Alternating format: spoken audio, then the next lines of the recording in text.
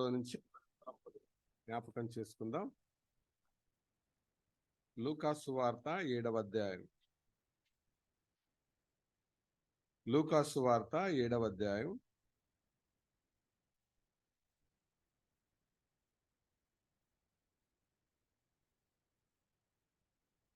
నలభై 44వ వచనాన్ని నేను చదువుతాను.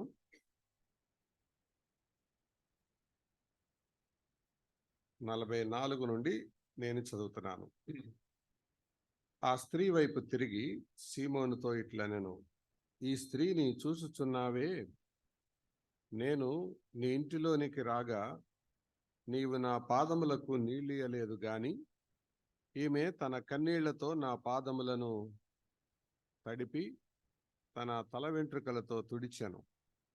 నీవు నన్ను ముద్దు పెట్టుకొనలేదు కానీ నేను లోపలికి వచ్చినప్పటి నుండి ఈమె నా పాదములు ముద్దు పెట్టుకొనుట మానలేదు. నీవు నూనెతో నా తల అంటలేదు కానీ ఈమె నా పాదములకు అత్తరు పూసెను. ఆమె విస్తారముగా ప్రేమించెను గనుక ఆమె యొక్క విస్తార పాపములు క్షమించబడినని నీతో చెప్పుచున్నాను. ఎవనికి కొంచెముగా క్షమింపబడునో వాడు కొంచెముగా ప్రేమించునని చెప్పి. ప్రియులారా, అనేక సార్లు మనం చదువుకున్న ఈ లేఖన భాగం క్రైస్తవ జీవితంలో చాలా చిరపరిచితమైనది. అయితే ఇందులో నుండి కొన్ని ప్రాముఖ్యమైన తలంపులు ఈ ఉదయకాలం మన ఆరాధనకి సహాయకరంగా వేసుకుందాం. మొదటిగా, ఆరాధన కొరకు ప్రేరకాలు ఏంటి? What are the motivations for worship? అన్నం తినడానికి ప్రేరకం ఏంటి అంటే ఆకలేయడం. చదవడానికి ప్రేరకం ఏంటి అంటే ఉద్యోగం తెచ్చుకోవడం. ఉద్యోగం మీద, భవిష్యత్తు మీద ఇంట్రెస్ట్ లేనివాడు చదువు మీద ఇంట్రెస్ట్ ఉండదు. అలాగే ఆరాధన విషయం కూడా, ఆరాధన కొరకు ప్రేరకం ఏంటి అని అంటే 2 ప్రేరకాలు. Number 1 greatness of God, number 2 goodness of God. దేవుని గొప్పతనం, 2 దేవుని మంచితనం. ఈ 2 అర్థం కానోళ్ళు దేవుని ఆరాధించలేరు. దేవుని గొప్పతనం, దేవుని మంచితనం, ఈ 2 మనకు అర్థం కాకపోతే ప్రభువుని ఆరాధించలేం. గొప్పతనం అర్థమైన వాళ్ళు ఆశ్చర్యపోతారు, మంచితనం అర్థమైన వాళ్ళు పగిలిపోతారు. O Lord my God when I in awesome wonder అనే ఇంగ్లీష్ పాటలో, నేను ప్రకృతిలో ఉండే సమస్తాన్ని నేను చూశాను, ఆ కొండలు, లోయలు, ఈ ప్రకృతి అంతా చూసినప్పుడు ఆశ్చర్యంతో నోరు ఎళ్ళబెట్టడం తప్ప, ఆవ్ అంటే అర్థం అది, ఆశ్చర్యంతో నోరు ఎళ్ళబెట్టడం తప్ప నేనేం చేయలేకపోయాను. అది ఆ మాటకి అర్థం, ఆ పాటకు అర్థం. కాబట్టి దేవుని గొప్పతనం మనకు అర్థం అయితే ఆరాధన పొంగుకొని వస్తుంది. రెండవది దేవుని మంచితనం. మంచితనం అంటే ఆయన చేసే మంచి కార్యాలు. ఆయన యోహాను సువార్త 10వ అధ్యాయంలో మంచి కాపరి తన గొర్రెలకు కొరకు ప్రాణం పెట్టును అని ఉంది. కాబట్టి ఆయన మంచితనం తనను తాను త్యాగం చేసుకోవడానికి, తను ప్రాణం పెట్టడానికి సహాయపడింది. సో ఆరాధన కొరకు మనం చేరి వచ్చినప్పుడు ఈ 2 గుణగణాలు దేవునివి అర్థం కాకపోతే, greatness of God, goodness of God, దేవుని గొప్పతనం, దేవుని మంచితనం, ఈ 2 అర్థం కానప్పుడు దేవుని మనం ఆరాధించలేము. ఆ 2 కలిగి, ఆ 2 అర్థం కాకుండా ఆరాధించే వాళ్ళు ఇక్కడ ఈ పాసేజ్లో కనపడే పరిసయ్యుల్లాగా ఉంటారు. ఆరాధకులు 2 రకాలు. ఒకటి పరిసయ్యుని టైపు, మరొకళ్ళు పాపాత్మురాలి టైపు. 36 నుంచి 50 వరకు చదివితే అన్ని వచనాలు మనం చూడలేం, కానీ ఇక్కడ ఉన్న మనందరం ఏదో ఒక దానికి చెందుతాం. పరిసయ్యుల్లాగానే అనుకుంటాం. పరిసయ్యుడికి వాక్యం తెలుసు, పరిసయ్యుడికి ధర్మశాస్త్రం తెలుసు, పరిసయ్యుడికి అనేక విషయాలు తెలుసు. బట్ తెలియంది ఏంటంటే దేవుని గొప్పతనం తెలియదు, దేవుని మంచితనం తెలియదు. వాక్యం తెలుసు. కాబట్టి దేవునిని అర్థం చేసుకోకుండా వాక్యం తెలుసుకున్నందువలన ఆరాధన అర్థవంతంగా ఉండదు. రైట్. తర్వాత రెండవ మాట నేను మీకు జ్ఞాపకం చేద్దాం అనుకుంటున్నాను. అదేంటంటే ఆరాధన యొక్క వ్యక్తీకరణ. ఆరాధనను ఏ రీతిగా వ్యక్తీకరించాలి? ఇందులో ఆమె చేసిన వ్యక్తీకరణలు చాలా ఉన్నాయి. ఒకటి రెండు మాటలు మనం చదువుదాం రండి. 37వ వచనం.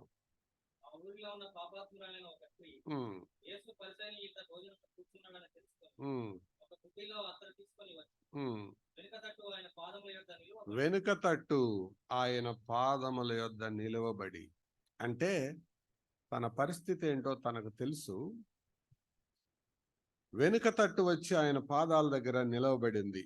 అంటే she wanted to be unnoticed. నన్ను ఎవరు గుర్తించక్కర్లేదు, నా ప్రభు నన్ను గుర్తిస్తే చాలు. రెండవ మాట 44వ వచనం లేక 38 చదువు. వెనుక తట్టు ఆయన పాదముల యొద్ద నిలవబడి ఏడ్చుచు.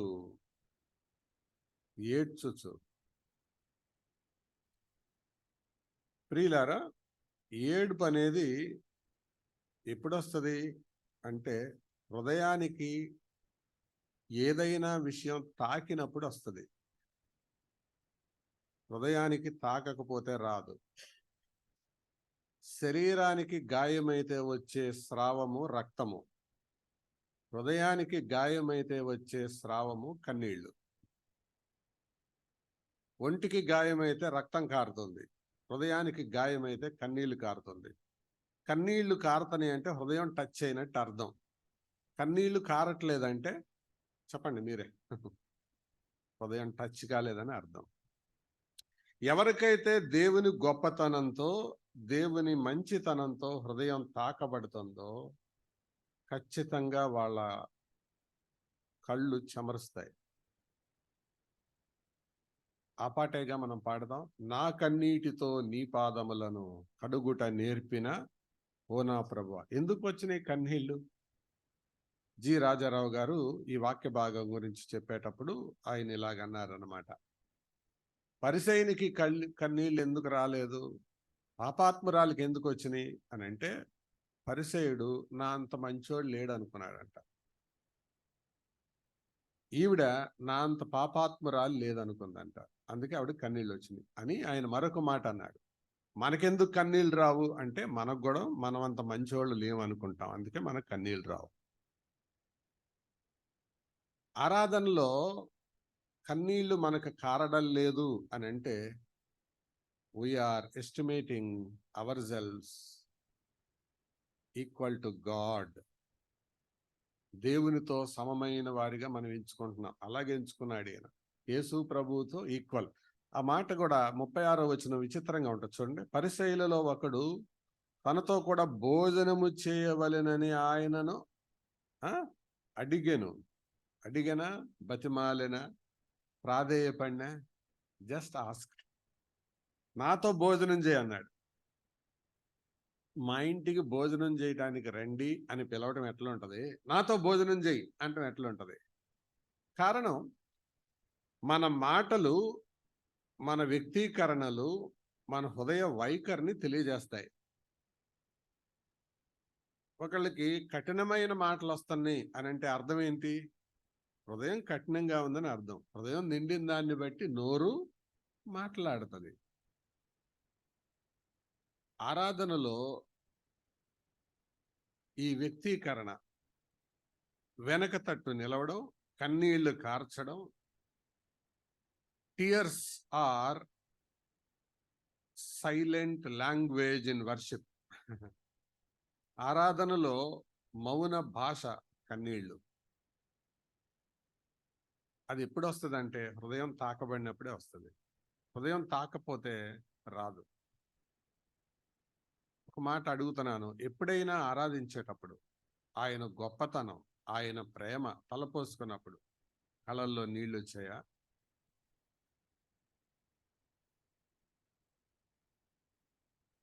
కరడుగట్టిన నేరస్తుడు మెడకు ఉరితాడు బిగించినప్పుడు అప్పుడు తన కళ్ళల్లో నుంచి నీళ్లు కారినాయి. ఎప్పుడు ఏడవలేదంట, అప్పుడు ఏడ్చాడు. అంటే చచ్చిపోతున్నానని. అంటే అప్పుడు అర్థమైంది, ఎంతో మందిని గొంతు కోసి చంపినవాడు మెడకు ఉరితాడు బిగించబడ్డప్పుడు బాధతో, భయంతో ఇంటి దగ్గర మిగిలిపోయిన కుటుంబ సభ్యులందరినీ జ్ఞాపకం చేసుకొని కన్నీళ్ళు వచ్చినాయి. ఒకసారి ఉరితాడు బిగించిన తర్వాత వీడిని వదిలేసేయండి అని గనక మాట అంటే అప్పుడు కూడా ఏడుస్తాడు. కానీ ఆ ఏడుపు ఆనంద బాష్పాలు.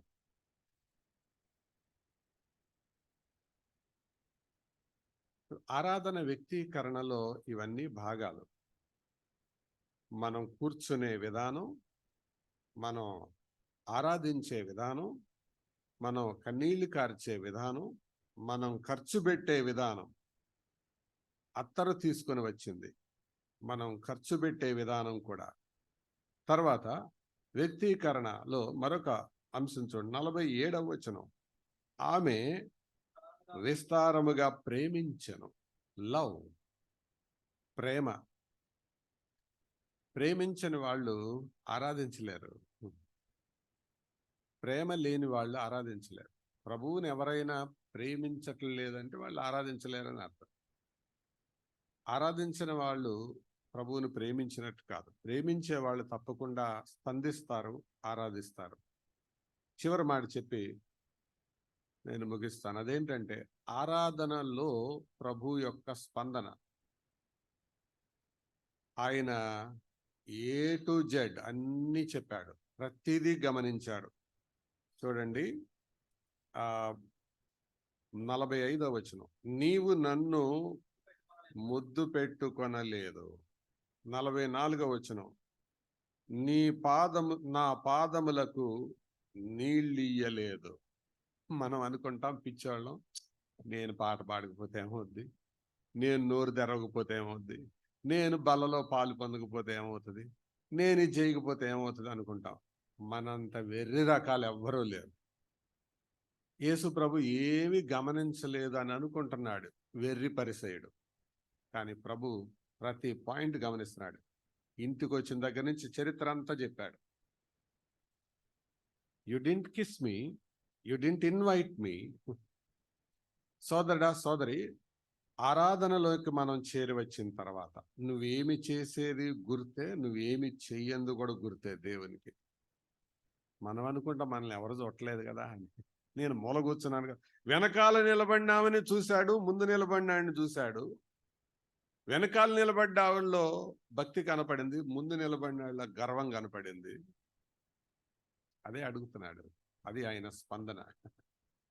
ప్రతి వ్యక్తికి ప్రభు స్పందిస్తాడు.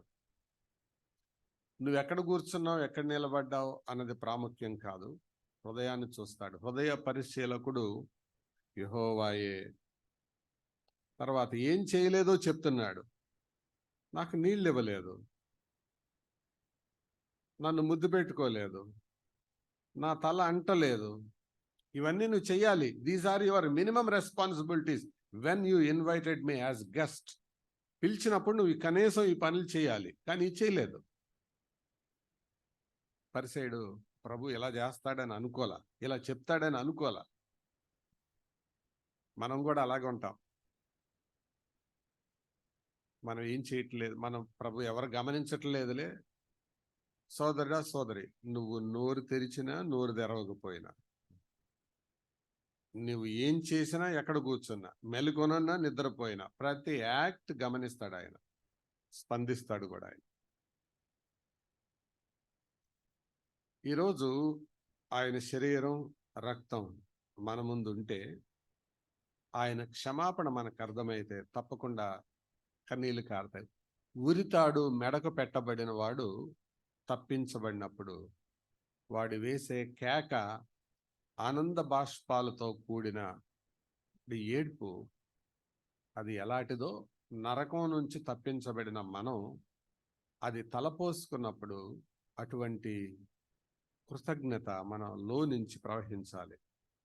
వీరిలో ఆరాధన కొరకు వ్యక్తీకరణ కొరకు వారు వాడుకున్న సంగతులు ఏంటంటే, ఆవిడ వాడుకున్న సంగతి ఏంటంటే, పశ్చాత్తాపం ఆవిడలో కనపడుతుంది, ప్రేమ ఆవిడలో కనపడుతుంది, కన్నీళ్లు ఆవిడలో కనపడుతుంది, ఖర్చు పెట్టడం ఆవిడలో కనపడుతుంది. ఎవరు నన్ను పట్టించుకోకపోయినా పర్వాలేదు, నా ప్రభు నన్ను పట్టించుకుంటే చాలు అన్న మనస్తత్వం ఆవిడలో కనపడుతుంది. ఇది ఆవిడ పట్టించుకుంటాడు అని ఆవిడ అనుకోలేదు, కానీ ప్రభు పట్టించుకున్నాడు. ఈయన నన్ను గ్యారంటీగా పట్టించుకుంటాడు అనుకున్నాడు పరిసేయుడు, కానీ ప్రభు గుర్తించాడు కానీ పట్టించుకోలేదు. ఇంకో మాటలో చెప్పాలంటే, ఇంటికి పిలిపించి తిట్టించుకున్నాడు, ఇంటికి ఆహ్వానించి తిట్లు పొందాడు. సోదరుడా, సోదరి, నువ్వు దేవునికి స్తోత్రాలు చెల్లిస్తున్నావా, అర్పణలు చెల్లిస్తున్నావా అనేది ముఖ్యం కాదు. ఏ హృదయంతో చెల్లిస్తున్నావు, విత్ వాట్ యాటిట్యూడ్, అది ప్రభు మన కోసం ఎదురు చూస్తున్నాడు. ఆరాధించే వాళ్ళు అట్టివారే కావాలని ఆయన కనిపెడుతున్నాడు, తండ్రి కనిపెడుతున్నాడు. ఆ కనిపెట్టే వారిలో నువ్వు నేను కనపడితే సంతోషిస్తాడు, లేకపోతే పరిసేయుని మీద కేకలేసినట్టు కేకలేస్తాడు. ఇంకా చెప్పాలంటే, అందులో పాలు పంపులు పొందితే శిక్ష విధించటానికి కూడా వెనకాడడు. అలాంటి గొప్ప దేవుడు, ఆయనను స్తుతించి పూజించి ఆరాధిద్దాం. తల వంచండి, స్తోత్రాలు చెల్లిద్దాం.